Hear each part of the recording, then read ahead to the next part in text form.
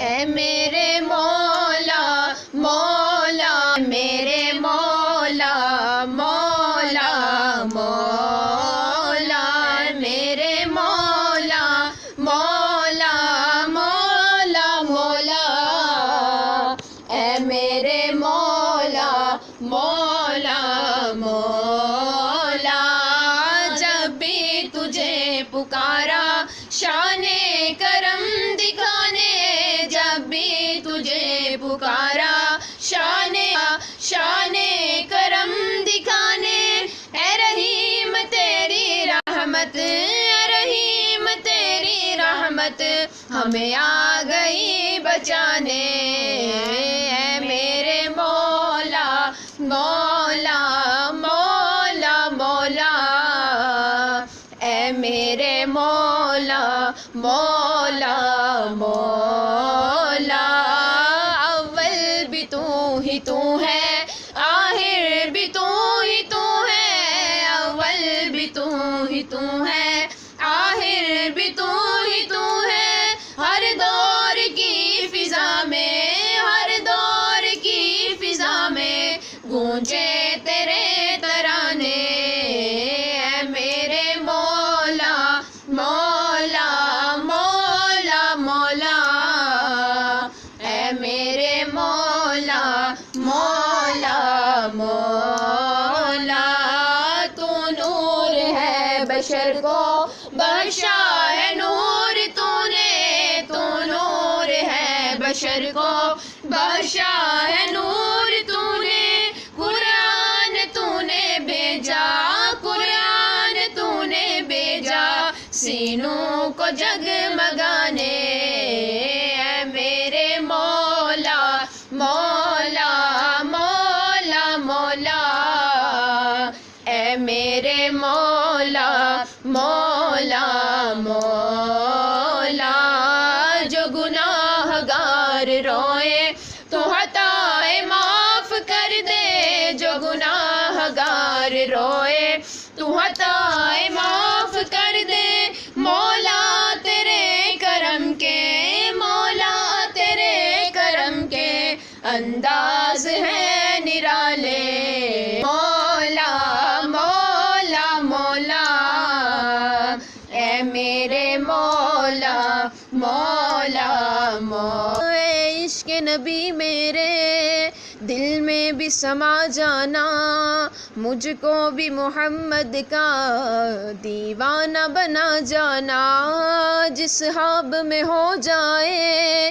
دیدار نبی حاصل اے عشق نبی مجھ کو نیند ایسی سلا جانا اے کاش اے کاش اے کاش کبھی ایسا بھی ہو خواب میں میرے ہوں جس کی غلامی میں وہ آقا نظر آئے اے میرے مولا مولا مولا مولا اے میرے مولا مولا مولا آفات کی ہے زد میں میرا وطن خدایا آفات کی ہے زد میں میرا وطن خدایا آفات سے بچا لے آفات سے بچا لے دونوں جہاں کے مالک اے میرے مولا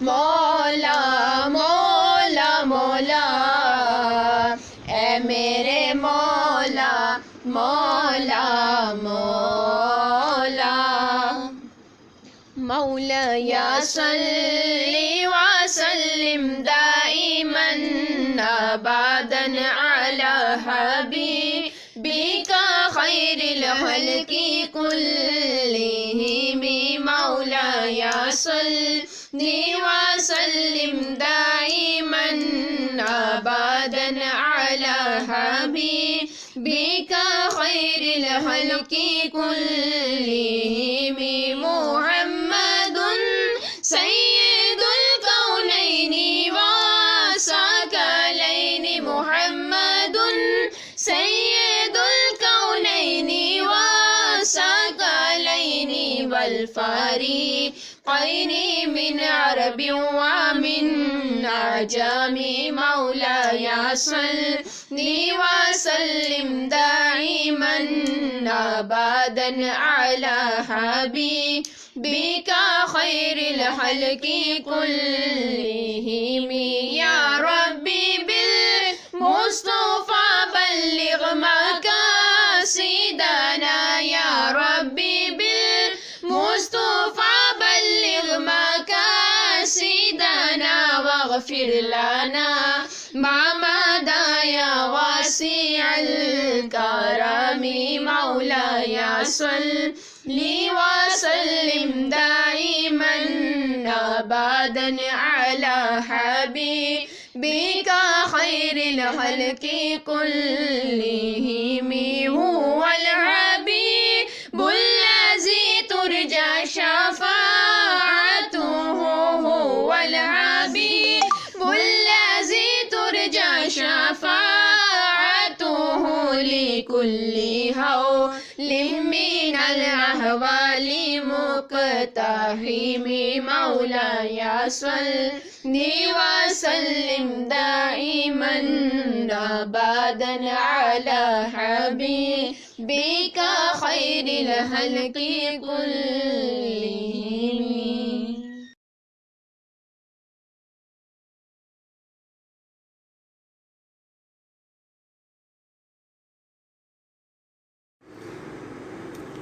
نحمده ونصلي ونسلم على رسوله الكريم اما بعد فاعوذ بالله من الشیطان الرجیم بسم اللہ الرحمن الرحیم.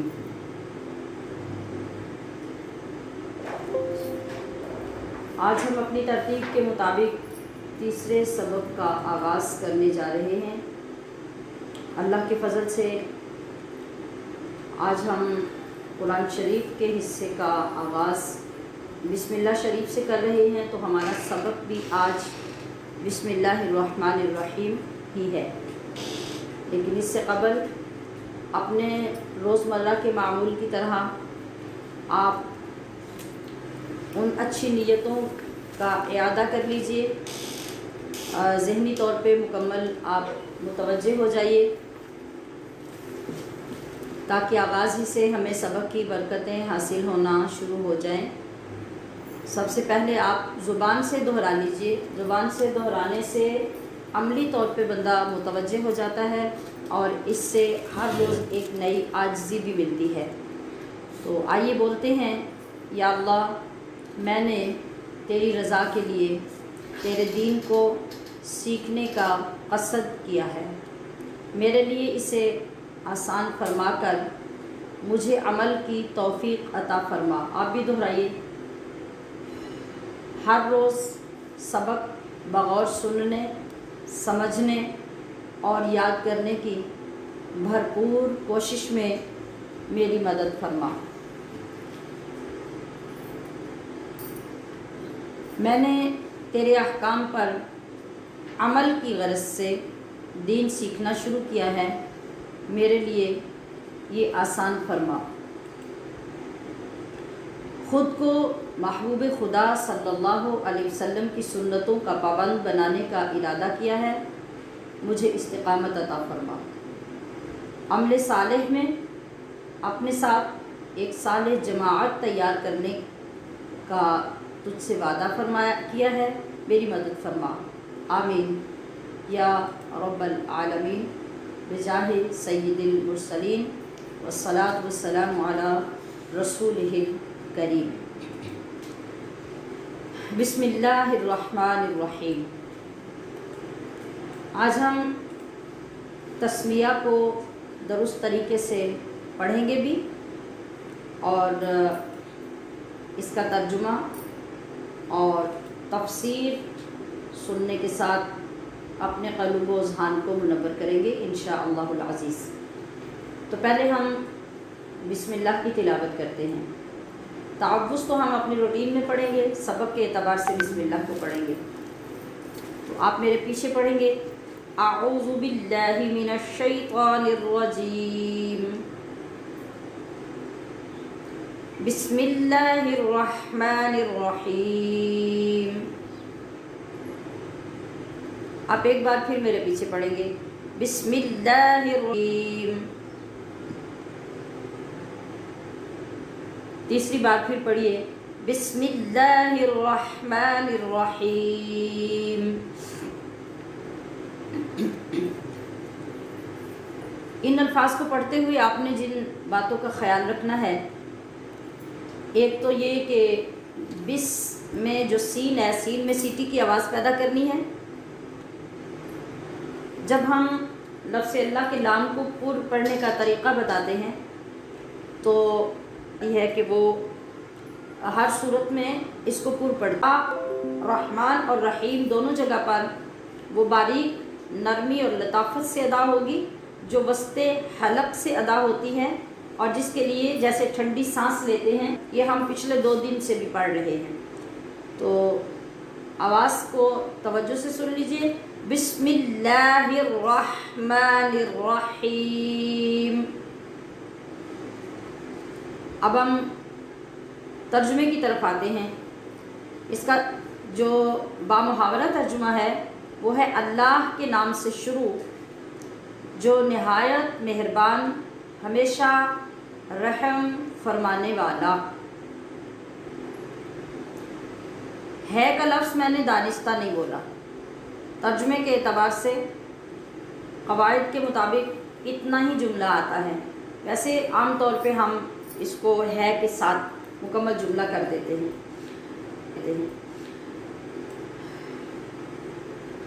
جملے پہ توجہ فرمائیے. میں نے پڑھا ہے اللہ کے نام سے شروع جو نہایت مہربان، ہمیشہ رحم فرمانے والا. آپ نے جتنی کتابیں قرآن شریف یا حدیث مبارکہ میں جہاں ترجمے کے ساتھ بسم اللہ شریف کو لکھے ہوئے دیکھا ہے، وہاں آپ نے یہی پڑھا ہوگا کہ شروع کرتی ہوں یا شروع کرتا ہوں اللہ کے نام سے، یا شروع اللہ کے نام سے. اعلیٰ حضرت عظیم البرکت الشاہ احمد رضا خان بریلوی رحمۃ اللہ علیہ نے جو ترجمہ کنز الایمان لکھا ہے، سب سے پہلے یہ ان کا کمال ہے کہ انہوں نے جو بسم اللہ کا معنی تھا اس کو عملی طور پر وہ آغاز بخشا ہے کہ عمل سے اللہ کا نام پہلے لیا جائے. انہوں نے جو جملے کی ترتیب لکھی اس میں لفظ اللہ کو لکھنے میں بھی پہلے لائے اور بولنے میں بھی پہلے لائے. تو لہٰذا یہ معنوی طور پہ، عملی طور پہ دونوں طرح سے لفظ اللہ کا ذکر بالکل شروع میں ہوا. جب ہم ویسے تو کہتے ہیں کہ بسم اللہ ہم کسی کام کے شروع کے لیے کرتے ہیں اور اس سے برکت حاصل کرتے ہیں، ٹھیک ہے، لیکن جب ہم بولتے ہیں ترجمہ تو ہم کہتے ہیں شروع اللہ کے نام سے. تو شروع پہلے آ گیا، اللہ کا لفظ بعد میں آ گیا. یہ ہمیں ہر جگہ پہ ترجمہ ملا پڑھنے کو. لیکن اعلیٰ حضرت نے یہ کمال کیا کہ ہماری زبان پر سب سے پہلے لفظ بھی اللہ کا لائے اور ترجمے میں لکھا بھی وہی. تو پھر عملاً بھی، قولاً بھی، فعلاً بھی ہم نے اللہ ہی کے نام سے آغاز کیا. یہ بڑی کمال کی بات ہے.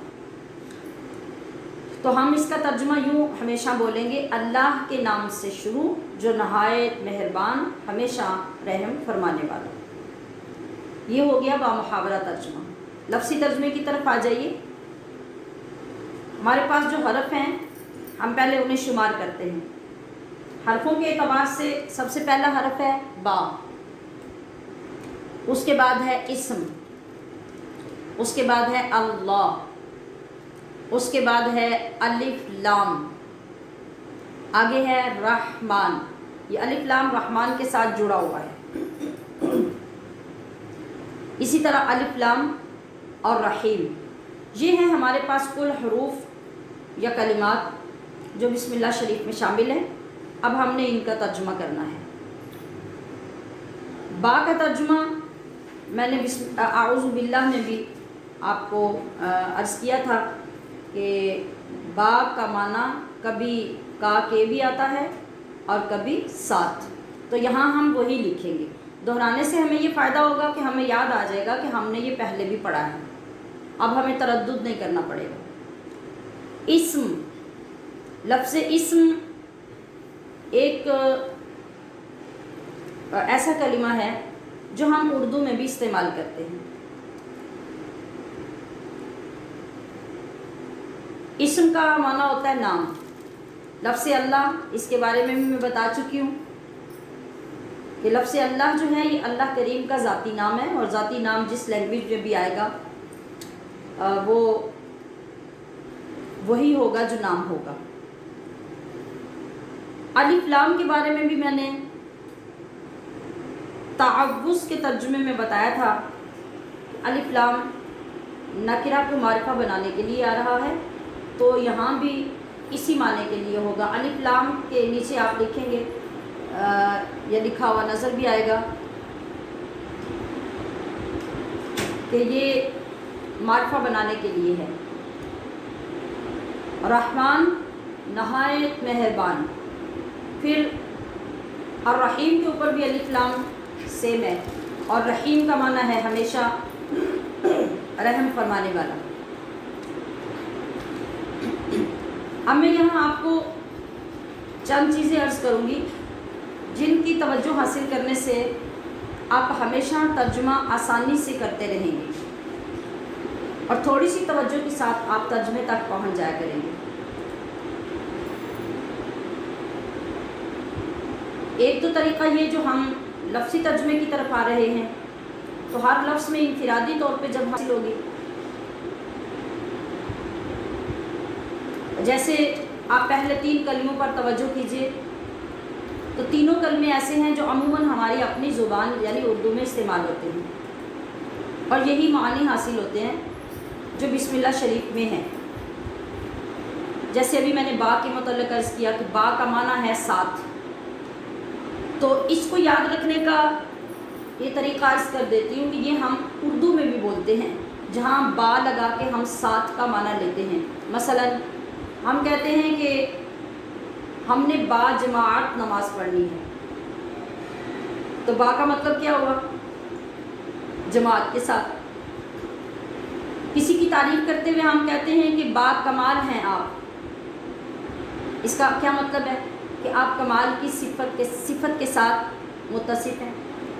پھر ہم کبھی کسی کو دعوت دیں شادی پر، تو ہم کارڈ پہ لکھتے ہیں بما اہل و عیال، یہاں دیکھیے با شامل ہے، اس کا مطلب ہے کہ اپنے بال بچوں کے ساتھ آپ نے شرکت کرنی ہے۔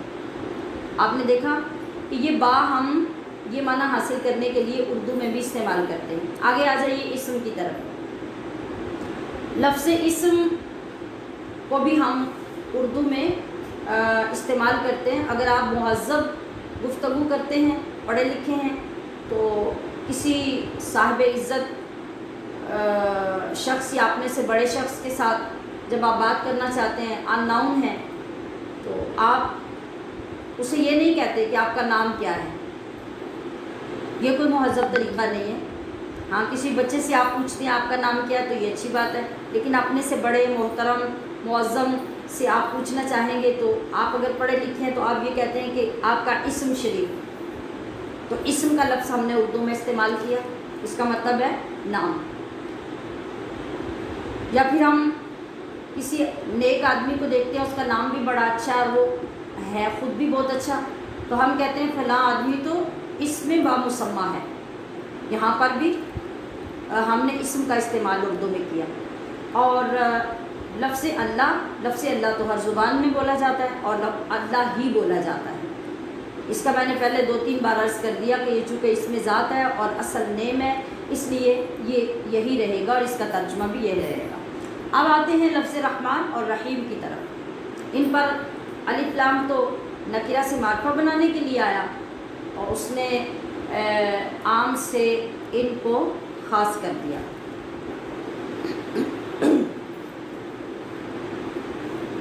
تو اب یہ ہے کہ ترجمہ سمجھنے کے ساتھ ساتھ عربی عبارت کو تجویدی قواعد کے ساتھ پڑھنے کی کوشش بھی بہت ضروری ہے. اس کا تذکرہ بھی ہم پہلے سبقوں میں کر چکے ہیں اور یہ میں نے آپ کو بتا دیا کہ لام کو کیسے پڑھنا ہے، را کو کیسے پڑھنا ہے، ہا کو کیسے پڑھنا ہے.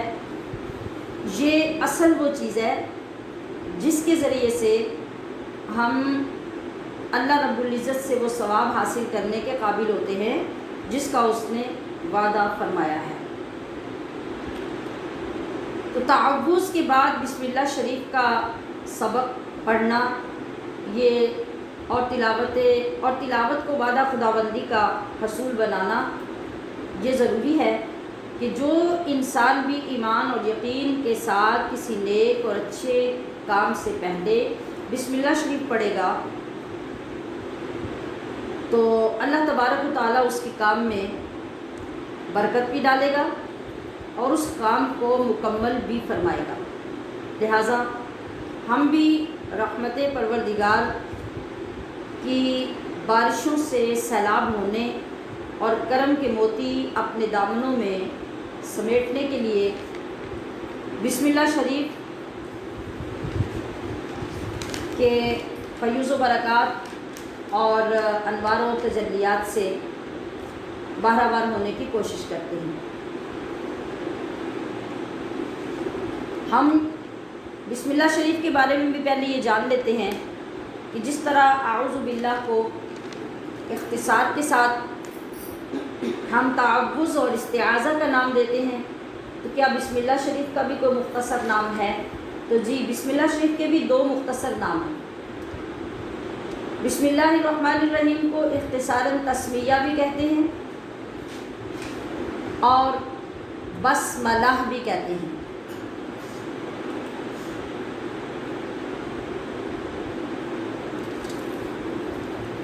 ایک لفظ ہوتا ہے بسم اللہ، ہم جیسے کہتے ہیں کہ بسم اللہ پڑھو، وہ بسم اللہ اور ہے. جو لفظ میں بول رہی ہوں یہ ہے بسملہ. آپ کو اسکرین پہ لکھا ہوا نظر آ رہا ہے،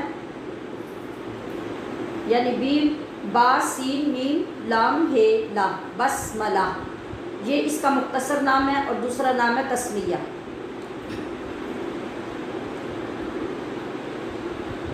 بسم اللہ شریف ایک ایسی اعلیٰ عبارت ہے اور ایسی شان والی آیت ہے، اس کا نزول ہی اللہ کریم نے بڑی شان شوکت کے ساتھ کیا. اور آپ کو یہ سن کر حیرانگی ہوگی کہ بسم اللہ شریف ہمیشہ انبیاء کرام پر نازل ہوتی رہی اور ہر نبی کے دور میں اس کے نزول کا طریقہ بڑا پرشکوہ ہوتا. سب سے پہلے بسم اللہ شریف کب نازل ہوئی؟ سیدنا آدم علیہ السلام پر. جس وقت انہوں نے بسم اللہ شریف کے بڑے فوائد اور اثرات دیکھے اور اسرار مشاہدہ فرمائے، آپ نے فرمایا کہ جب تک یہ مبارک کلام میری اولاد میں موجود رہا وہ عروج کی منزلیں طے کرتی رہے گی، کوئی زمینی اور آسمانی مصیبت ان پر نہیں آئے گی. آدم علیہ السلام کی اولاد میں بری حرکتیں پیدا ہونے کی وجہ سے یہ عظیم نعمت بسم اللہ شریف ان کے سینوں سے اٹھا لی گئی. پھر دوبارہ یہ بسم اللہ حضرت ابراہیم علیہ السلام کو عطا ہوئی اور اسی کی وجہ سے حضرت ابراہیم ہر باطل سے ٹکر لے لیتے، حتیٰ کہ جب نمرود نے آپ کو آگ میں ڈالنا چاہا تو آگ میں جانے کے باوجود آپ جو محفوظ رہے اس کی وجہ یہ بسم اللہ شریف ہی بتائی جاتی ہے بعض روایات میں. پھر اس کے بعد بسم اللہ کی یہ نعمت موسیٰ علیہ السلام کو عطا ہوئی اور اس بسم اللہ شریف کی یہ طاقت تھی جو آپ کے شامل حال تھی کہ فرعون اور جادوگروں پر موسیٰ علیہ السلام کو غلبہ نصیب ہوا. مگر جب اللہ نے موسیٰ علیہ السلام کی قوم کو بچا لیا تو آہستہ آہستہ آسانیاں ملنے کے بعد موسیٰ علیہ السلام کی قوم فتنے میں پڑ گئی، اور ان کے فتنے اور غلط راستے کی وجہ سے اللہ نے پھر بسم اللہ شریف کو اٹھا لیا۔ آگے چل کر حضرت سلیمان علیہ السلام کو اللہ پاک نے باقاعدہ اعلان فرما کر ارشاد کیا کہ لوگوں کو جمع کیا جائے، خاص لوگوں کا مجمع کیا گیا، اور ان لوگوں کے مجمع میں اللہ تعالیٰ نے بڑی شان و شوکت کے ساتھ محراب داؤدی میں اس بسم اللہ کو نازل کیا۔ پھر انہوں نے اس بسم اللہ شریف کی فضیلت اور عظمت سب کو بتائی، جس پر جتنے بھی اہل علم تھے وہ اس نعمت کے ملنے پر سجدہ شکر میں اللہ کے حضور گر گئے۔ طالبات آگے چل کر اللہ پاک نے پھر یہ عیسیٰ علیہ السلام کو بسم اللہ شریف عطا فرمائی، بڑے احترام، بڑے احتشام اور بڑے اہتمام سے، اور اللہ پاک نے یہ ارشاد فرمایا، اے عیسیٰ اٹھتے بیٹھتے آتے جاتے ہر حال میں اس بسم اللہ کو حفظ جاں بنا لو، یعنی ایسے سمجھو کہ جیسے تمہارے گلے کا تعویذ ہے، کہ اس کی وجہ سے تمہیں بے شمار دولتیں دنیا اور آخرت کی ملتی رہیں گی۔ حضرت عیسیٰ علیہ السلام بسم اللہ شریف کے اتنے فضائل سن کر بڑے مسرور ہوئے، اور اللہ پاک کی بارگاہ میں عرض کیا، اے اللہ، کیا یہ شان اور یہ اعزاز صرف میرے لیے ہے؟ اللہ پاک نے ارشاد فرمایا، تمہاری امت کے لیے اور تمہارے بعد میرے محبوب اور ان کی امت کو یہ دولت عطا ہوگی۔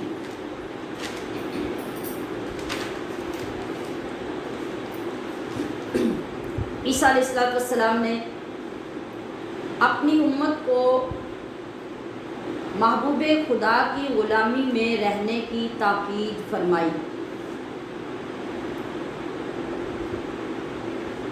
سامعات و ناظرات ذرا غور کرتے جائیے گا کہ عیسیٰ علیہ السلام نے بالخصوص کیوں اپنی امت کو یہ تاکید کی، تاکہ میرے بعد جب یہ بسم اللہ اور اس کی فضیلتیں محمد الرسول اللہ صلی اللہ علیہ وسلم اور آپ کی امت کو ملیں گی تو وہ میری امت بھی برقرار رکھ سکے،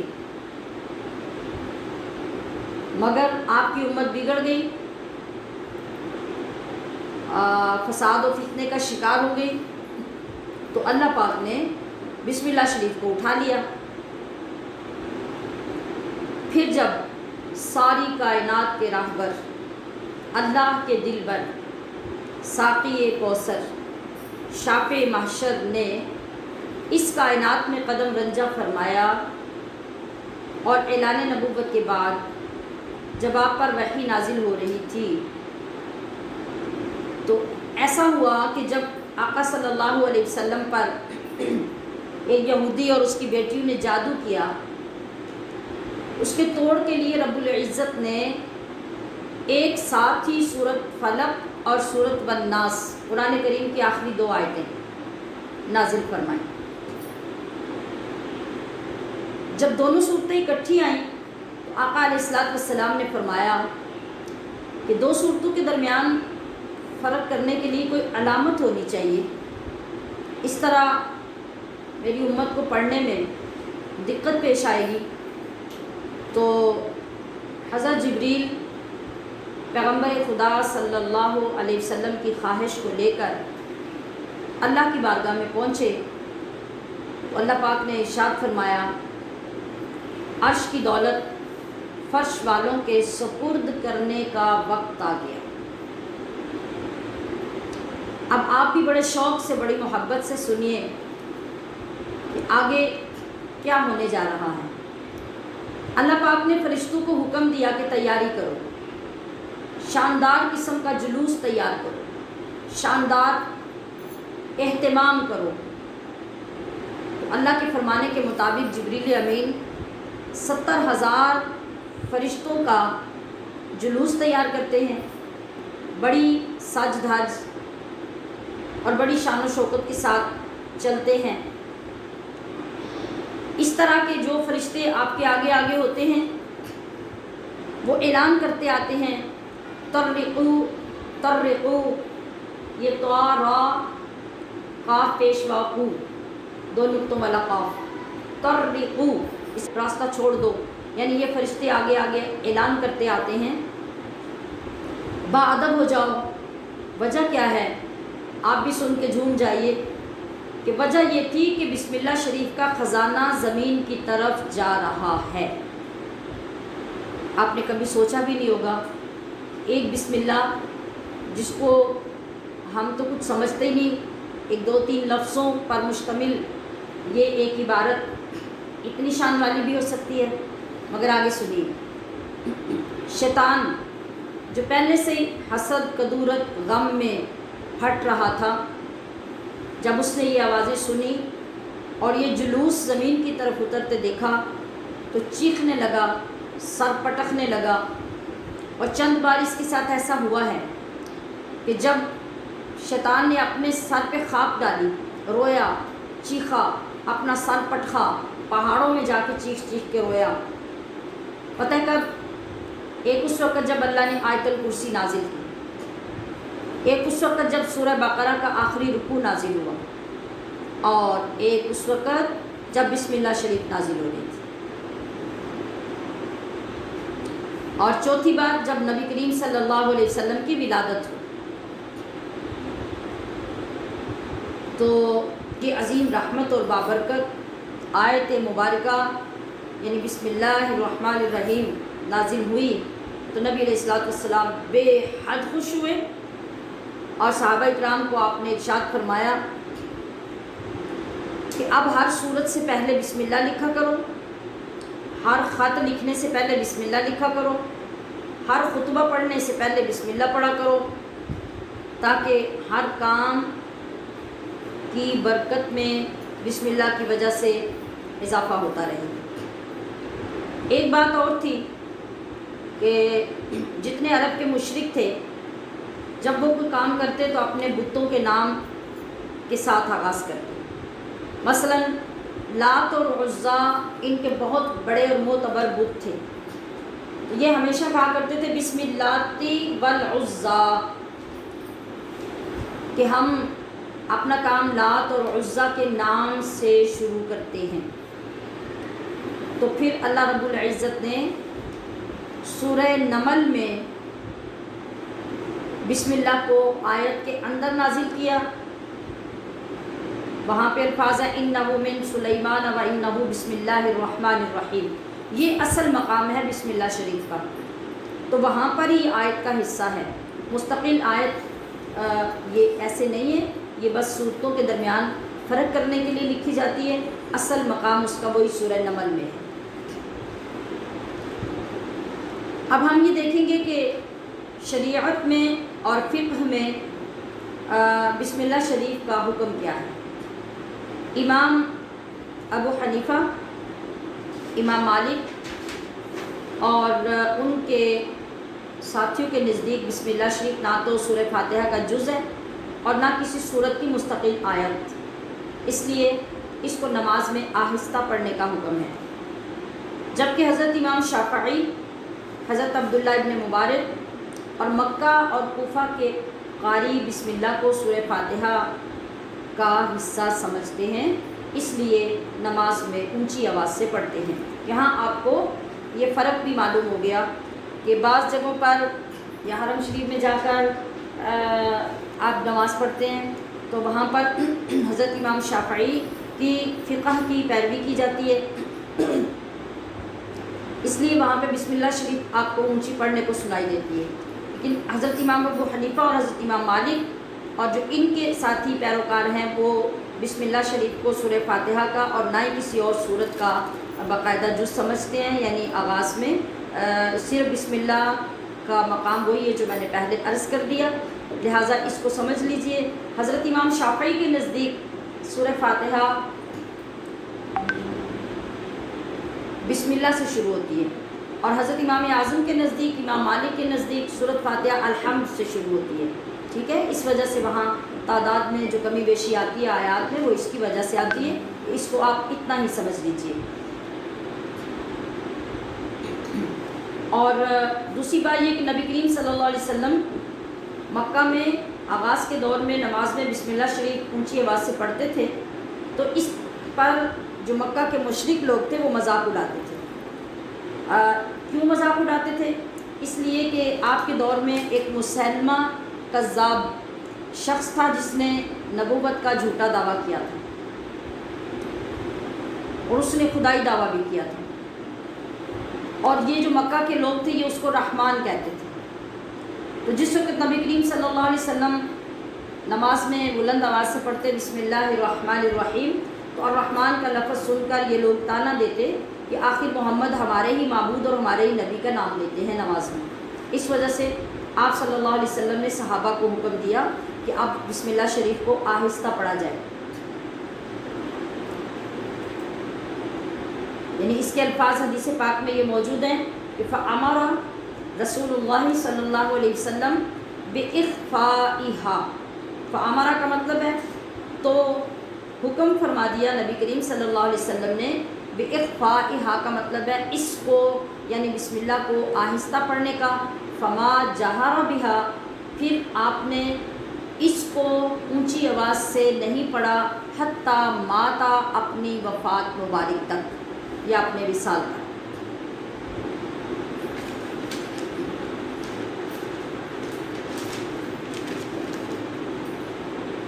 جی آج بھی آپ نے یہ بات اچھی طرح سے ذہن نشین رکھنی ہے کہ اس پہ گھبرانا نہیں ہے کہ اتنی طویل عبارت ہے تو اس کو ہم کیسے یاد کریں گے، کس طرح پڑھیں گے۔ جی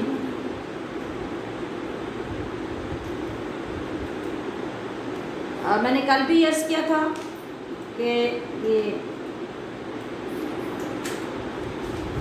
زیادہ بولنے کا، آپ کو زیادہ سنانے کا کیا مطلب ہے، تاکہ آپ اس کے فضائل کو ذہن نشین کر لیں، آپ کو ذہن کے اندر ایک خاکہ بن جائے کہ بسم اللہ شریف کتنی عظیم چیز ہے۔ جس طرح ہم ایک چھوٹی سی عبارت سمجھتے ہیں، یہ ایسی عبارت نہیں ہے، اس کا مقام کیا ہے، اس کی شان کیا ہے۔ اور پھر جب آپ کا دل کرے زیادہ مسائل اس کے سننے کے، تو جب بھی آپ دوبارہ اس کو ریپیٹ کرنا چاہیں آپ کر سکتے ہیں، آپ سن سکتے ہیں، یہ آپ کے پاس محفوظ ہو جائے گا۔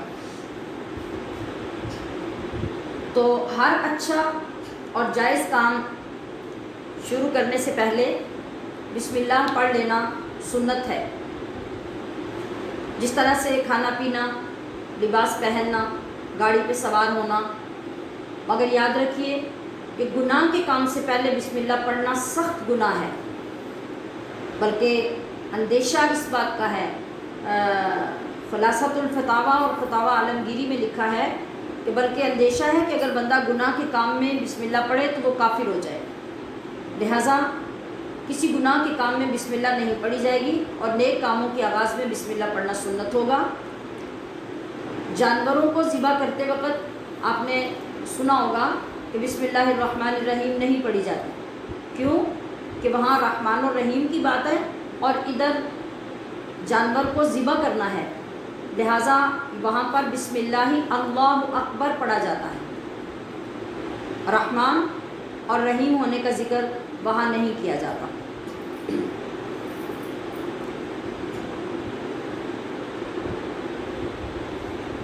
بعض اوقات ہم دیکھتے ہیں کہ لوگ کچھ غلط جگہوں پر بسم اللہ کا استعمال کرتے ہیں، جیسے کوئی شخص آیا تو ہماری بڑی بوڑھی خواتین جو ہیں وہ کسی کو دیکھ کے جب خوش ہوتی ہیں تو کہتی ہیں آؤ جی بسم اللہ، یا پنجابی میں بسم اللہ جی آیا، اس طرح کے الفاظ استعمال ہوتے ہیں۔ تو اس جگہ پہ ہمیں یہ لفظ استعمال کرنے سے منع کیا گیا ہے۔ یہاں ہمارے لیے سنت طریقہ ہے، جس طرح پیچھے میں نے آپ کو سلام کے موضوع میں سلام کا موضوع ابھی آئے گا آگے، جی تو سلام کے موضوع میں یہ ہم پڑھیں گے کہ ہمیں ایک دوسرے سے ملتے وقت سلام کے لفظ کہنے چاہیے، نہ کہ بسم اللہ کے۔ اور اسی طرح بعض دفعہ دکانداروں کے پاس جب کوئی شخص ادھار سودا لینے چلا جائے، کوئی ضرورت مند صبح کے وقت چلا جائے، تو وہ کہہ دیتے ہیں جی ابھی تو ہم ادھار نہیں دیں گے، ابھی تو ہم نے بسم اللہ بھی نہیں کی۔ تو یہ الفاظ اور ایسی جگہوں پر بسم اللہ کا استعمال کرنا شریعت نے سخت منع کیا ہے۔ ایسے مقامات پر بسم اللہ بولنا جائز نہیں ہوگا۔ جی اب ہم دیکھتے ہیں کہ ہر کام بسم اللہ سے کرانے میں حکمت کیا ہے۔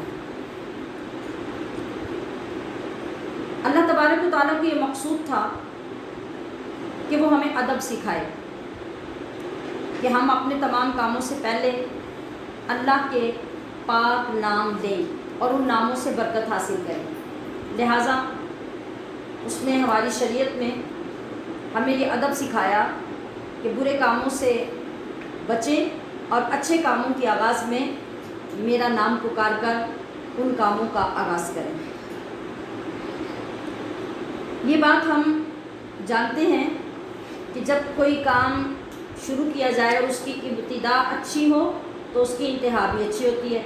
لہٰذا جس کام کی ابتدا بسم اللہ الرحمن الرحیم سے کی جائے گی تو یقیناً اس کی انتہا بھی اچھی ہوگی۔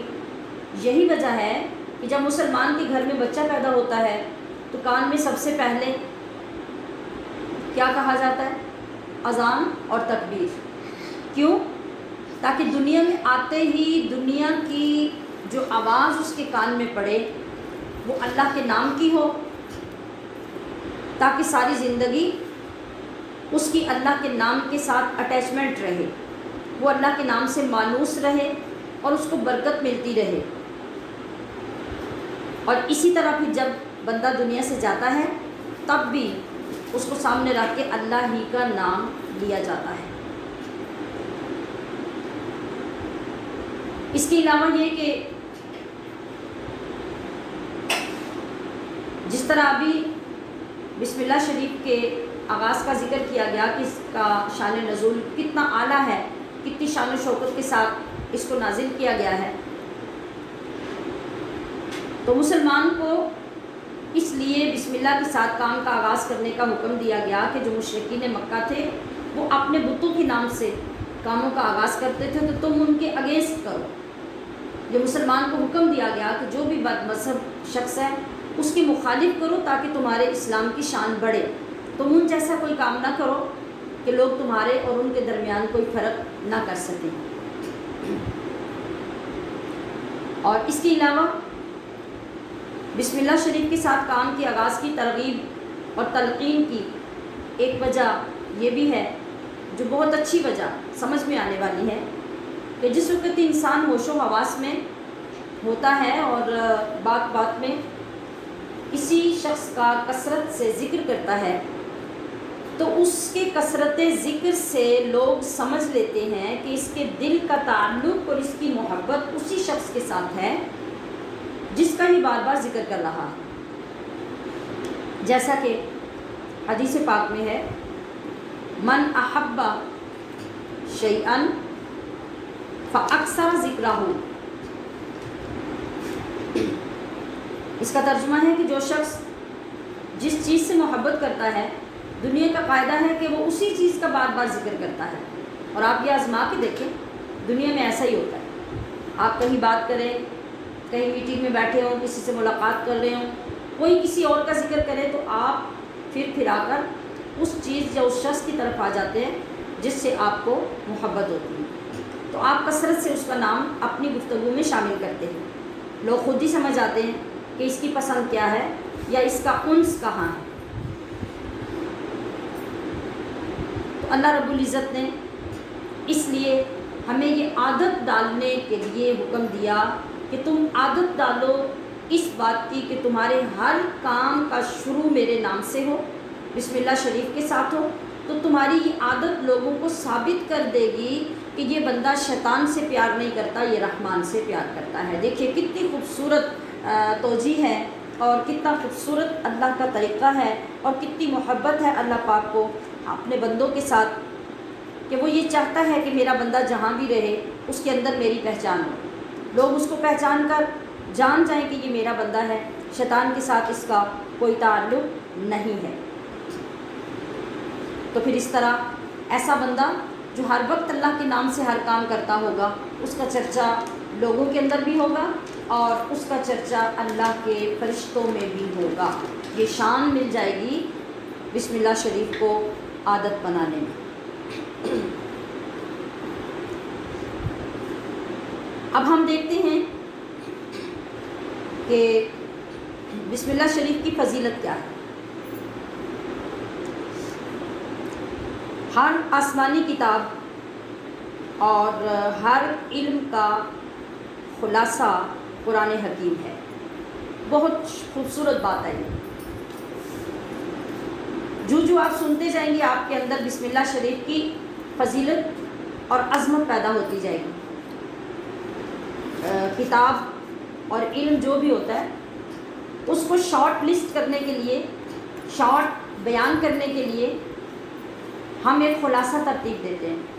آپ کو اگر کوئی ناول، کوئی ہسٹری، کوئی کہانی، کچھ بھی اگر امتحان میں یا کلاس میں بھی آتی ہے نا پڑھنے اور لکھنے کے لیے، تو آپ کو کہا جاتا ہے کہ آپ اس کی سمری تیار کریں، تو وہ در حقیقت اس طویل مضمون کا خلاصہ ہی ہوتا ہے۔ اسی طرح اللہ پاک نے بھی ساری آسمانی کتابوں کے خلاصے بھی عطا کیے۔ ہر علم کا بھی خلاصہ ہوتا ہے، وہ خلاصہ ہی ہوتا ہے جو ہم کوئی علم شروع کرنے سے پہلے بیان کرتے ہیں نا۔ جس طرح ہم نے اپنے 40 روزہ کورس کو بھی شارٹ کر کے بیان کیا کہ اس کورس کے اندر یہ ہوگا، وہ ہوگا، پہلے پیریڈ میں یہ ہوگا، دوسرے میں، تیسرے میں، تو ہم نے 40 دن میں جو پڑھنا ہے وہ سارا ایک دن کی 5 منٹ کے خلاصے میں بیان کر دیا۔ ایسے ہی قرآن حکیم کا بھی خلاصہ ہے۔ اور قرآن کریم کے جتنے بھی اسرار ہیں، راز ہیں، رموز ہیں، ان سب کا خلاصہ آپ جانتے ہیں کیا ہے؟ وہ ہے سورۃ الفاتحہ۔ سبحان اللہ۔ سورۃ الفاتحہ کے اب جتنے اسرار ہیں وہ کہاں ہیں؟ وہ ہیں بسم اللہ الرحمن الرحیم میں۔ اور بسم اللہ الرحمن الرحیم کا خلاصہ کیا ہے؟ وہ ہے بسم اللہ شریف کی با، اور بسم اللہ کی با کا خلاصہ کیا ہے؟ وہ با کے نیچے جو نقطہ ہے۔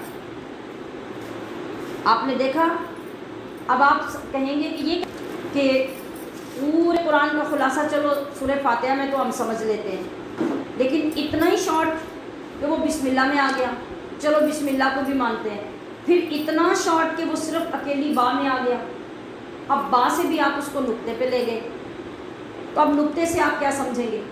نقطے سے کون سمجھ سکتا ہے قرآن کے رموز اور کون اسرار؟ آئیے میں آپ کو سمجھاتی ہوں۔ دیکھیے آج کل کمپیوٹر کا، آپ کے کمپیوٹر میں ہزاروں فائلز ایک وقت میں موجود ہوتی ہیں، پھر جب آپ فائلز وہاں جمع کر لیتے ہیں، آپ ان کو کلوز کرتے کرتے کرتے کرتے آخر پہ آپ کے جب آپ نے کمپیوٹر آن کیا تو ڈیسک ٹاپ پہ آپ کے کچھ فولڈر پڑے ہوتے ہیں، وہ ایک چھوٹا سا فولڈر جب آپ کلک کرتے ہیں اس کی آگے کھل جاتی ہے، پھر ہر فائل کو آپ کلک کرتے جاتے ہیں اور ہر فائل میں ہزاروں مضمون آگے کھلتے چلے جاتے ہیں۔ جب آپ اس کو دوبارہ بند کریں گے تو پھر واپس آپ اسی فولڈر پہ آ جائیں گے۔ آپ کو سمجھ آئی کہ اسی طریقے سے با کا نقطہ بھی وہ فولڈر ہے جس کو اللہ والے کھولتے ہیں تو ان کی آگے قرآن کے رموز آتے جاتے ہیں اور وہ لوگوں کو عطا کرتے جاتے ہیں۔ تو بس یہی مثال بسم اللہ شریف اور اس کی با اور اس کے نقطے کی ہے۔ آئیے حدیث پاک سے معلوم کریں کہ کوئی اور فضیلت بسم اللہ شریف کی کیا ہے۔ تو حدیث مبارکہ میں ہے کہ بسم اللہ شریف قرآن کی کنجی ہے، وہی بات جو میں نے فولڈر کی آپ کے سامنے کی، اور پھر بسم اللہ جنت کی بھی کنجی ہے، اور ایک روایت میں بسم اللہ کو جنت کی ٹکٹ کہا گیا ہے۔ واہ سبحان اللہ۔ اب آپ دیکھیے آپ کے روم میں ایک الماری ہو اس کے اندر بہت سے دراز ہوں، ہر دراز میں بہت سے زیورات، بہت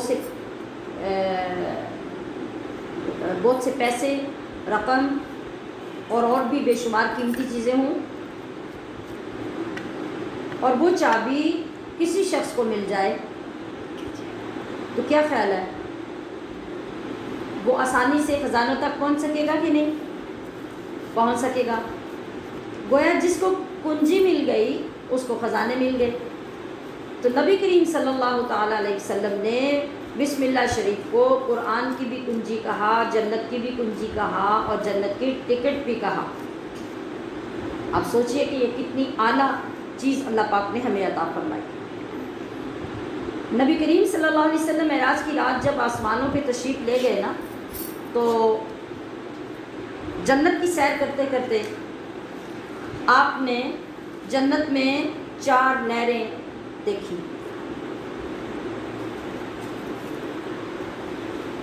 اب آپ سن کر انتہائی مسرور ہوں گے کہ وہ 4 نہریں کس چیز کی تھیں۔ قرآن کریم فرماتا ہے فیہا انہار من ماء غیر آسن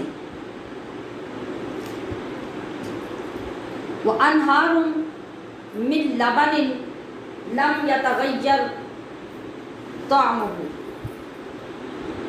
وانہار من خمر لذۃ للشاربین وانہار من عسل مصفی۔ یہ عبارت سکرین پہ لکھنے سے رہ گئی، میں آپ کو اس کا ترجمہ بتاتی ہوں۔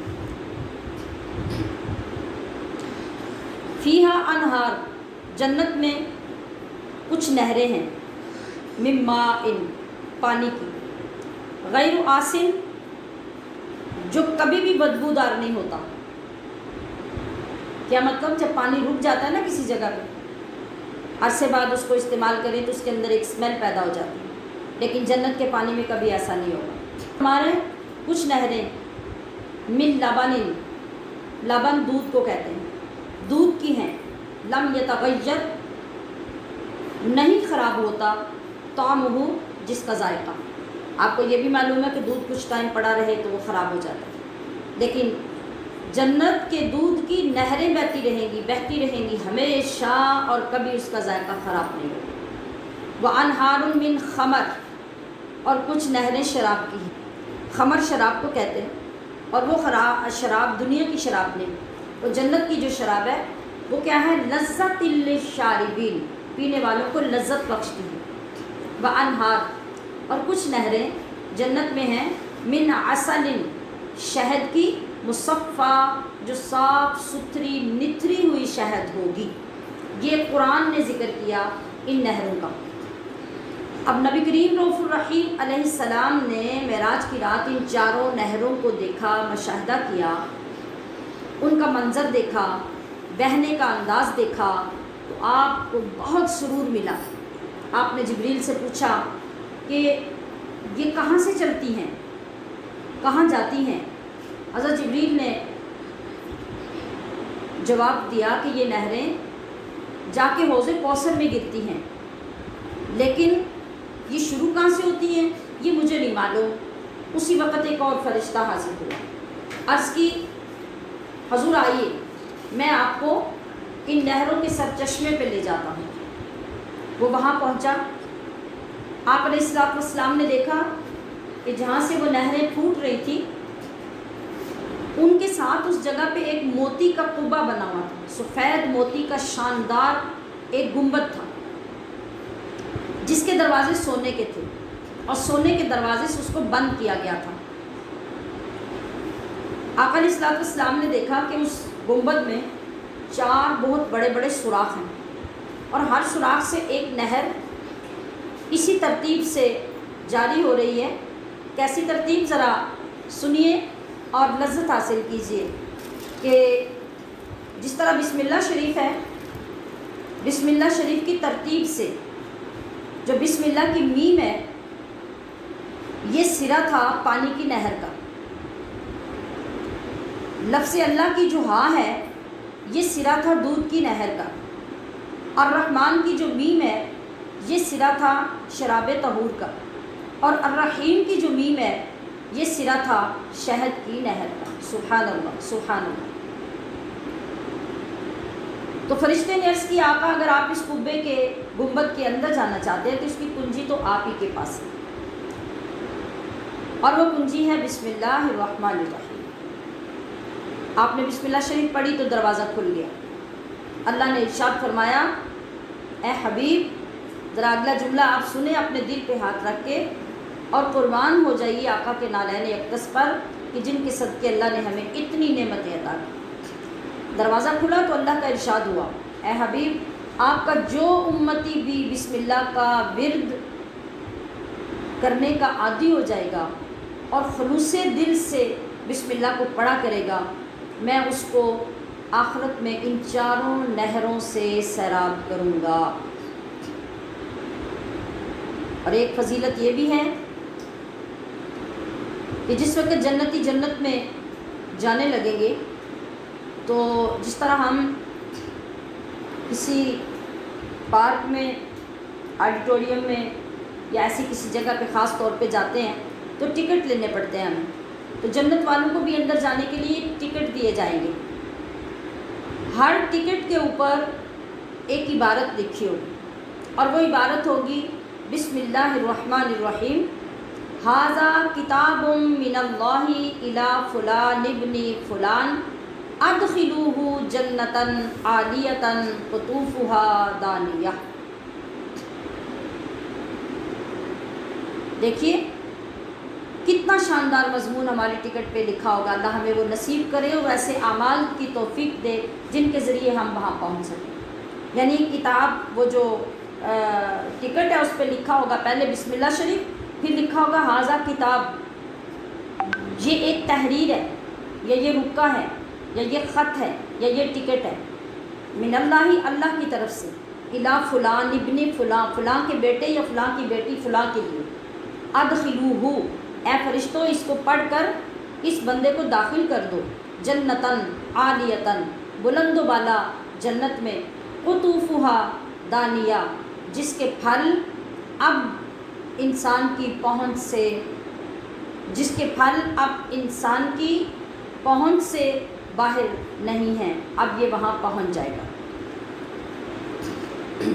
پھر اس بسم اللہ شریف پر جن لوگوں نے یقین کیا اور جنہوں نے برکتیں حاصل کی وہ ایسے خوش نصیب لوگ تھے کہ انہوں نے اس کو اللہ پاک کے کلام کو سمجھ لیا، مان لیا، یقین کر لیا۔ آج ہمیں وہ کچھ کیوں نہیں ملتا جو لکھا ہوتا ہے؟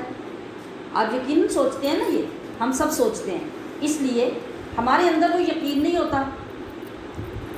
اگر مگر ہم کرتے کرتے اپنے اجر و ثواب کو ضائع کر لیتے ہیں، ہمارے اعمال اتنے خالص نہیں ہوتے جن کی وجہ سے اللہ ہمیں وہ طاقت عطا کر دے، ہماری زبان اتنی پاک نہیں ہوتی جس کی وجہ سے اس میں وہ تاثیر پیدا ہو جائے۔ آپ کو پتہ ہے نا کہ دودھ کتنا پاک ہے، دودھ جنت کا نور ہے، اور اگر آپ اسے کسی پیشاب والے برتن میں ڈالیں، اب آپ کیا کہیں گے کہ وہ دودھ اتنا ہی پاک ہے جتنا ہمیں ملا تھا؟ جب برتن ناپاک تھا تو دودھ جتنا بھی پاک کیوں نہ ہو اب تو وہ ناپاک ہو گیا۔ آپ سوچئے کہ بسم اللہ شریف کتنی ہی فضیلت والی کیوں نہ ہو، ہماری زبانیں گندی ہیں جن سے غیبت، چغلی، گالی گلوچ، بری باتیں، گلا سب کچھ ہوتا ہے، پھر اس زبان سے جب بسم اللہ ادا ہوگی تو بسم اللہ کا فیض کہاں سے آئے گا؟ نہیں آ سکتا۔ اس کے لیے ہمیں اپنی زبان کو پہلے تیار کرنا ہوگا اور اپنے اندر وہ یقین پیدا کرنا ہوگا، تو انشاءاللہ العزیز آج بھی وہ کیفیت پیدا ہو جائے گی، آج بھی وہ فیض ہمیں نظر آنے لگے گا۔ ہمارے آقا صلی اللہ علیہ وسلم کے صحابہ میں سے حضرت خالد بن ولید کے پاس ایک غیر مسلم یہودی آ جاتا ہے اور آ کے کہتا ہے کہ وہ تو پتہ نہیں کس سازش سے آیا تھا لیکن یہ اللہ ہے اور یہ محبوب علیہ السلام کے غلاموں کی شان ہے۔ کہا کہ آپ کہتے ہیں کہ ہمارا اسلام سچا مذہب ہے، تو میں اس کو ماننے کے لیے آزمانا چاہتا ہوں۔ فرمایا بتاؤ؟ کہا میں اسلام قبول کر لوں گا اس وقت جب یہ میرے ہاتھ میں جو پیالہ ہے اس کے اندر زہر ہے، آپ اگر یہ زہر پی جائیں اور پھر یہ زہر آپ کے اوپر اثر بھی نہ کرے تو میں آپ کے دین کو مان کر قبول کر لوں گا۔ غیر مسلم کی جرت بھی دیکھیے اور صحابی کی دولت یقین بھی۔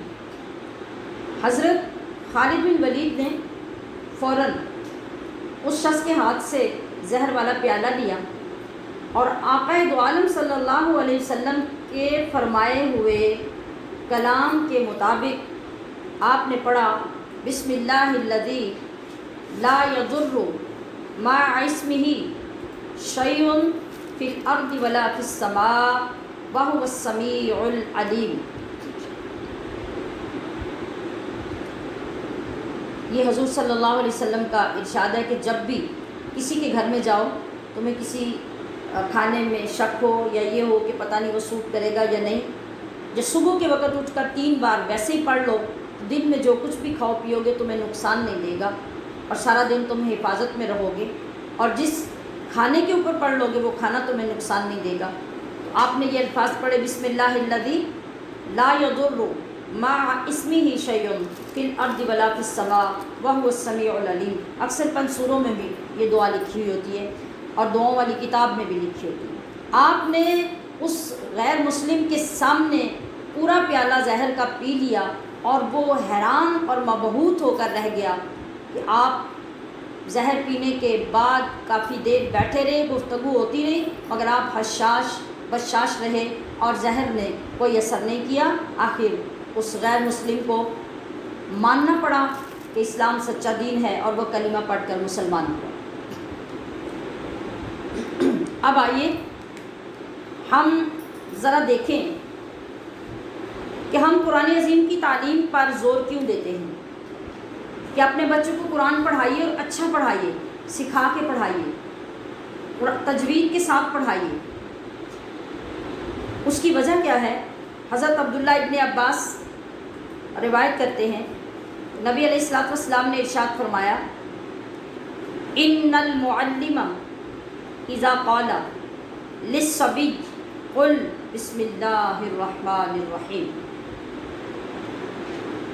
کہ جب استاد کہتا ہے بچے سے کہ تم بسم اللہ شریف پڑھو، فقال، اور وہ بچہ پڑھتا ہے، کتب اللہ براءۃ للصبی، تو اللہ رب العزت اسی وقت اس بچے کے لیے دوزخ سے آزادی لکھ دیتا ہے، وبراءۃ للمعلم، اور استاد کے لیے بھی بچے کے بسم اللہ کہنے کے ساتھ آزادی لکھ دیتا ہے، وبراءۃ لأبویہ من النار، اور اس بچے کے ماں باپ کے لیے بھی دوزخ سے آزادی لکھ دیتا ہے۔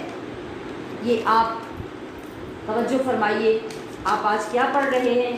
ابھی قرآن شریف تو ہم نے شروع ہی نہیں کیا، لیکن آپ دیکھیے کہ اللہ کی کرم نوازیوں کے انبار لگتے جا رہے ہیں، اس کی رحمتیں امٹ امٹ کر آ رہی ہیں اپنے ان بندوں کی طرف جو اس کے صرف رحمان اور رحیم کا ابھی ذکر کر رہے ہیں۔ حدیث پاک میں ہے کہ ایک شخص نے مرنے سے پہلے وصیت کی کہ جب میں مر جاؤں تو میرے سینے پر اور میرے ماتھے پر ہاتھ کی انگلی سے، صرف انگلی سے کوئی چیز لگائے بغیر بسم اللہ لکھ دینا۔ گھر والوں نے وصیت پوری کر دی۔ جب اس بندے کو دفن کیا گیا تو فرشتے آئے، دیکھا کہ پیشانی پر بسم اللہ لکھی ہوئی ہے، تو بولے اے شخص تو اس بسم اللہ کی وجہ سے عذاب سے بچ گیا، اور وہ واپس چلے گئے۔ آپ اندازہ کرتے جائیے کہ جس بسم اللہ شریف کے اتنے مقامات، اتنی فضیلتیں اور اتنی رحمتیں ہیں، اس کے ساتھ کھلنے والے قرآن کو جب ہم پڑھتے جائیں گے تو پھر ہمارے لیے کتنے انعامات ہوں گے۔ آخر میں ہم بسم اللہ شریف کے کچھ وظائف علماء کرام کے معمولات سے حاصل کرتے ہیں جو انشاءاللہ آپ کو بے انتہا فائدہ دیں گے۔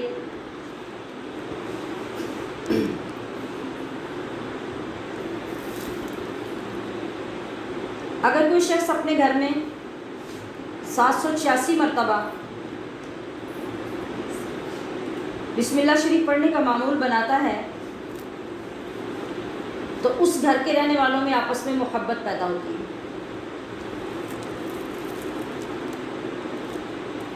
اور بہت ہی نفع بخش وظیفہ جو آپ کی خدمت میں عرض کر رہی ہوں اور پہلے بھی کئی بار کر چکی ہوں، آپ اسے نوٹ کیجئے کہ حضرت شاہ احمد رضا بریلوی رحمۃ اللہ علیہ نے فرمایا کہ گھر میں آپ رزق کی برکت اور فراوانی چاہتے ہیں تو ایک آسان ترین اور نفع بخش وظیفہ اختیار کر لیں۔ کیا؟ جب بھی آپ کسی سے کوئی رقم کوئی پیسہ وصول کریں تو سیدھے ہاتھ سے لیں اور بسم اللہ شریف پڑھ کے لیں، بس آپ نے اتنا ہی کرنا ہے۔ الٹے ہاتھ سے نہ لیں اور نہ دیں کیونکہ وہ شیطان کا ہاتھ ہے۔ الٹے ہاتھ سے نہیں، سیدھے ہاتھ سے لیں اور لیتے ہوئے بسم اللہ الرحمن الرحیم پڑھیں۔ اور جب آپ کسی کو سودا لانے کے لیے، سامان کے لیے، ویسے کسی کام کے لیے رقم دیں تو بھی سیدھے ہاتھ سے دیں اور اس وقت آپ پڑھیں انا للہ و انا الیہ راجعون۔ بس یہ وظیفہ ہے، اس کو آپ جب مستقل عادت بنا لیں گے تو آپ یقین کیجئے کہ کبھی آپ کے گھر میں تنگی نہیں آئے گی، کبھی آپ کے گھر سے رزق کم نہیں ہوگا، کبھی آپ کے گھر سے پیسہ کم نہیں ہوگا۔ اور اگر کوئی 35 مرتبہ خوبصورت کر کے بسم اللہ شریف اپنی دکان میں لگا لیں تو دکان میں خوب برکت پیدا ہو جائے گی اور وہ شیطانوں کے شر سے محفوظ ہو جائے گی۔ اللہ رب العزت ہمیں اس مقدس کلام کی برکتوں کو سمیٹنے کی توفیق عطا فرمائے۔ اگلا سبق ہے ہمارا حدیث پاک کا، اور یہ بھی انتہائی امپورٹنٹ سبق ہے، بہت خوبصورت اور ہمارے ماحول میں شامل ہونے والا اور کیے جانے والا۔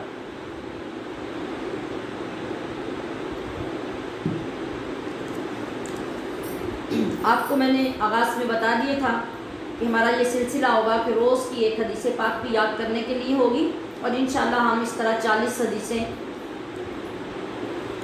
40 دنوں میں یاد کریں گے، جس کی ایک الگ فضیلت ہوگی۔ تو آج کی ہماری حدیث ہے افش السلام۔ آپ بول لیجئے تاکہ ریڈنگ بھی ٹھیک ہو جائے، آپ کو یاد کرنا آسان ہو جائے۔ افشو یہ لفظ ہے پہلا، افشو، اور ملا کے پڑھتے ہوئے پڑھیں گے افش السلام۔ وَأَطْعِمُوا یہ لفظ ہے اور ملا کے پڑھیں گے وَأَطْعِمُوا الطَّعَامَ، وَأَطْعِمُوا الطَّعَامَ۔ اگلا لفظ ہے وَادْخُلُوا، اس کو بھی ملا کے پڑھیں گے وَادْخُلُوا الْجَنَّةَ دار السلام۔ افشوا السلام وَأَطْعِمُوا الطَّعَامَ وَادْخُلُوا الْجَنَّةَ دار السلام۔ ترجمہ ہے افشوا السلام کا کہ سلام پھیلاؤ، پھیلانے کا مطلب ہے عام کرو، سلام کرنے کی عادت بناؤ۔ وَأَطْعِمُوا الطَّعَامَ اور کھانا کھلاؤ، یعنی غریبوں، مسکینوں، یتیموں کو کھانا کھلانے کی عادت رکھو۔ بے شک روز کسی ایک ہی بندے کو کھانا کھلاؤ، 2 کو کھلاؤ، توفیق کے مطابق کھلاؤ، لیکن اپنے شیڈول میں شامل کر لو۔ تو نتیجہ کیا ہے؟ پھر جنت میں داخل ہو جاؤ جو سلامتی کا گھر ہے۔ یعنی یہ سمجھ لو کہ اگر یہ 2 عادتیں تم نے دنیا میں ڈال لی تو پھر تم جنت میں چلے گئے، الحمدللہ۔ آج کی حدیث ایک ایسے دینی عمل کے لیے ہے جس کی فضیلت بیان سے باہر ہے، اس کی ضرورت ہمیں ہر وقت رہتی ہے۔ مختصر سی اسی عبارت میں ہمارے دین کا بہت بڑا حصہ پوشیدہ ہے اور انعامات ہی انعامات ہیں۔ اس حدیث پہ عمل ہمیں اعلیٰ درجے کا امن، رحمت اور محبت تقسیم کرنے والا مسلمان بنا دیتا ہے اگر ہم نے اس پہ عمل کیا۔ اور آپ وعدہ کر لیجئے کہ آج کے بعد انشاءاللہ العزیز آپ کے ہر لمحے میں سلام سلام سلام داخل ہو جائے گا، اور اطعموا الطعام پر بھی آپ اپنی توفیق کے مطابق عمل کرنا شروع کر دیں گے۔ آپ تھوڑا سا پیچھے جائیں تو ہم نے اپنے گھروں میں بھی دیکھا، اپنے بڑوں کو بھی دیکھا کہ اگر روز نہیں تو جمعرات کو ہمارے گھروں میں اہتمام ہوا کرتا کہ کسی غریب کو تلاش کرو، کسی فقیر کو دیکھو، کسی یتیم کو دیکھو، اس کے گھر کھانا پہنچا دو۔ تو یہ بہت اچھی عادتیں ہمارے بزرگوں کی تھی، آج یہ عادتیں ہمیں بھی اپنانی چاہیے۔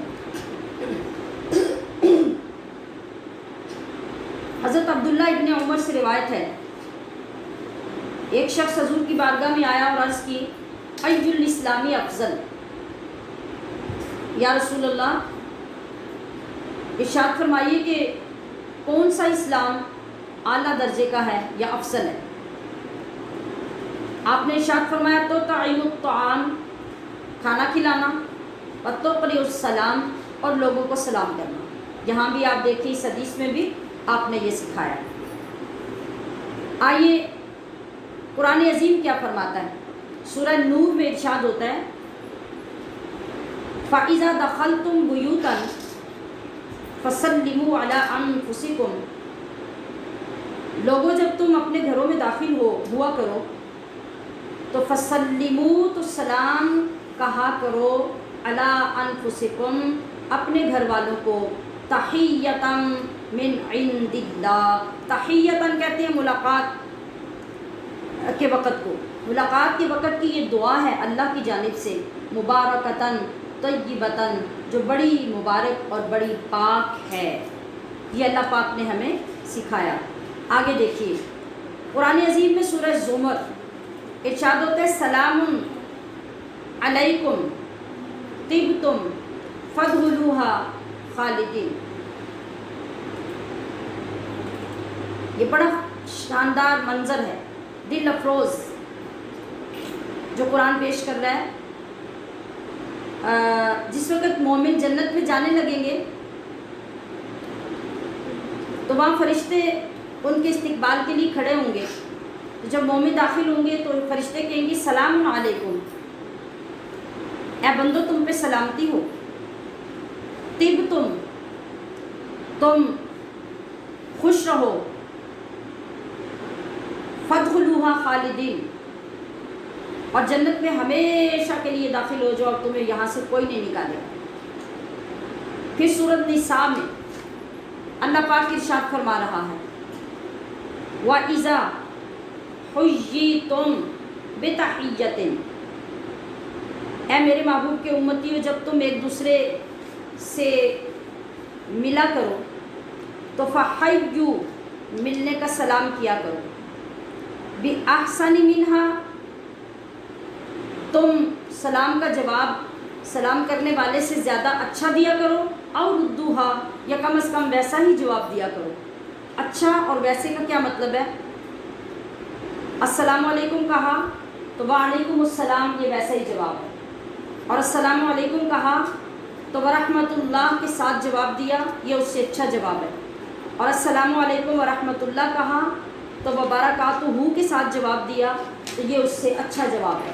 یہ آپ صلی اللہ علیہ وسلم نے ہمیں طریقہ ارشاد فرمایا، اور یہ تو ہمیں ارشاد کیا سلام کے لیے، خود اللہ کریم نے قرآن کریم میں اسی لفظ سلام کے ساتھ اپنے نبیوں کو سلام کہا ہے۔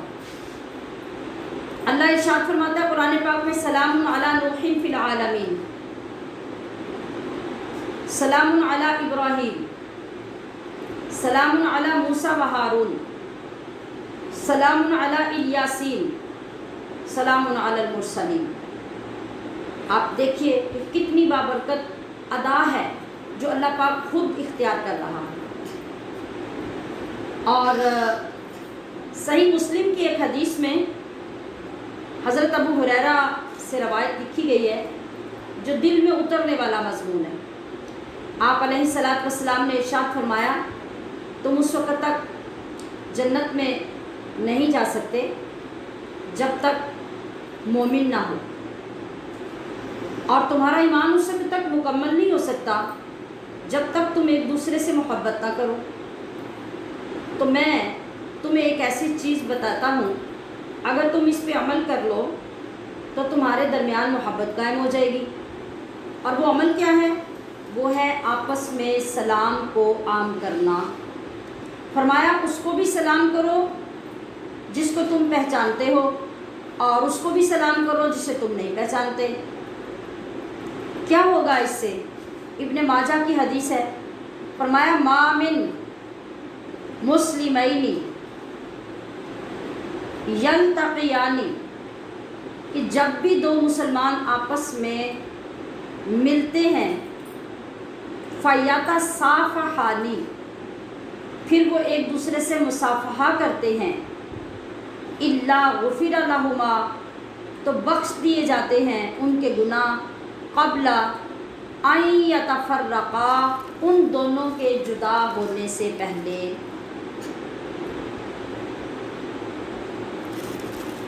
मामिन मुस्लिमिन, कि जब भी दो मुसलमान आपस में मिलते हैं फिर वो मुसाफ़ा दोनों हाथों से सलाम करते हैं, तो उनके अलहदा होने से पहले उनके गुनाह बख्श दिए जाते हैं। आप ज़रा अंदाज़ा कीजिए हमने इन कामों को कितना गैर ज़रूरी समझकर, नज़रअंदाज करके अपने कल्चर से, अपने माहौल से बिल्कुल हटा दिया हुआ है। और अगर हम करते भी हैं तो हमने बारहा मरतबा देखा कि या अगले दो उंगलियों से सलाम ले रहे होंगे, सगे भाई भी होंगे तो सलाम हाथ से ले रहे होंगे, मुंह एक दूसरे की तरफ भी नहीं होंगे और एक दूसरे की तरफ देखना भी गवारा नहीं करेंगे, तो इन अमाल से तो हमें अजर सवाब नहीं मिलता।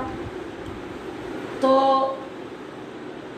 सामियात और नाज़िरात, इस सारी गुफ्तगू में एक ख़ास बात जो समझने वाली है वो ये है कि हम जो काम करें, जो लफ्ज़ बोलें, उसकी समझ और उसका इल्म और मकसद और फ़ायदा पहले हमें मालूम होना चाहिए। जब ये मालूम नहीं होगा तो ना तो हमारा दिल लगेगा उसको करने में, ना हमें उससे सवाब मिलेगा। देखिए, सलाम सिर्फ़ सलाम नहीं बल्कि सलाम अल्लाह पाक का एक नाम है,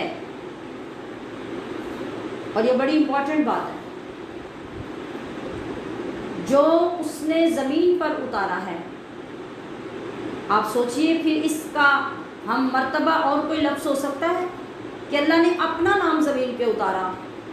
जब हम इस्लाम को छोड़कर सुबह उठकर गुड मॉर्निंग से दिन का आगाज़ करते हैं, दोपहर आती है तो फिर हमारा स्टाइल होता है गुड नून, दोपहर में good afternoon, good evening, good night. हम आज ये कह के फ़ख्र महसूस करते नज़र आते हैं, हमें ख़बर ही नहीं होती कि हमारा कितना नुकसान हो रहा है। देखिए, ज़ुबान कोई भी जिसकी हमें ज़िंदगी में किसी मरहले में भी ज़रूरत पड़ सकती है, वो हमें सीखनी चाहिए, हमें उसका इल्म आना चाहिए। दुनिया में रहने के लिए हर वो ज़रूरी लैंग्वेज जिससे हमें वास्ता पड़ता है वो हमें सीखनी चाहिए।